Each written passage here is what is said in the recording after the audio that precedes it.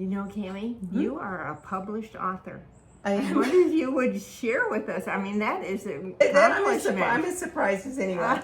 I was not a good reader growing up. I became a good reader when I read to our children. Oh. I just read, and they're all excellent readers. And but during my first cancer journey, you know, I was just so scared. I was a person who was never sick. And all of a sudden I'm in the hospital and with doctors all the time and all these tests, and I've never had any anesthesia. I'd never had operations or anything.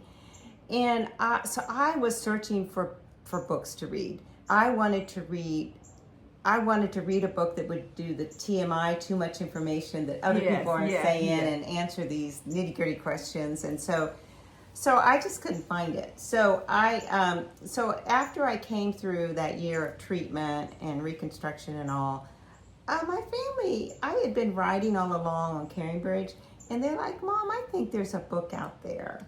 And my Navy son said, "I think there's an audience for this." And so I'm like, okay, well, I will see what I can do. So I started writing, and then my daughter-in-law has a degree in English, and then Thomas, he's got a degree. One of his degrees is in English as well. So I definitely had excellent help. Meredith is also a great writer. And so, yes, I wrote a book, and I'll show you all what it is. And it's available on Amazon if you're interested. And also, we kept the price low, so it'd be affordable, but also we have a ministry, my husband and I, where we give them away to anyone who has breast cancer. So if you know someone with breast cancer, if you can contact me, we will mail them a book. We're just glad and I will to do put that at the end of our little video here. Please so do. They have that information. Please do. We've been able to give away almost 550 so far. Wow. And that is just the ministry we've been able to do. And so I had 10 chapters, and, you know, thought it was done. And I thought that my son and daughter-in-law were taking too long, you know, doing whatever they were doing. And that's when my cancer came back. And so then Thomas said, my son, "Mom, you need 2 more chapters. How you found out your cancer came back, and now what?" So started writing again. The first 10 chapters, when I first thought the book was done, was more like what cancer took from me.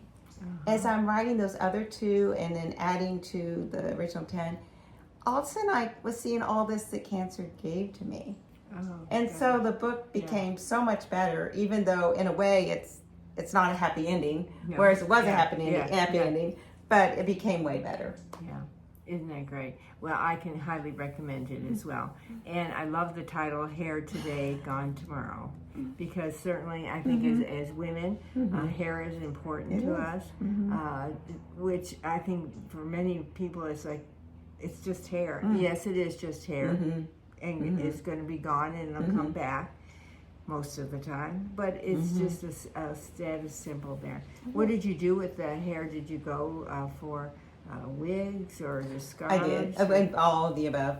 Yes. So when the first time, you know, I remember thinking, well, maybe I'll be the one who doesn't lose my hair. But I remember the chemo nurses said it will fall out like at Tuesday at 2:00. I mean, they knew exactly, and it did. You know, it was coming out in chunks so bad, and I always had really long hair, very thick hair, that I had to have it shaved because it was a mess. You'd sit down and it'd be on the chair. It just And so anyway, it depended upon if it was, like I said, I've lost it 3 times already, working on the 4th. So it always depends on if it's in the summer or winter as to whether, you know, you feel like a light scarf, or sometimes at home just bareheaded. I have 3 wigs already, and so the last one is pink that I actually wore to our daughter's wedding, because I lost my hair right before that, and I thought this is kind of radical, but it kind of blended in with my pearls and my dress. See? So it all worked out. So honestly though, I haven't worn the wigs as much because they get kind of hot, and you know, I thought I would stand out with bald hair, with a bald head, but no, a lot of people, it's kind of in. It is. And you know, a lot of people have very short hair, or so it hasn't been a problem. No. I mean, I still don't like short hair on me, but. Yeah. And you're right, you lived through a wedding even. Yes. With a wig.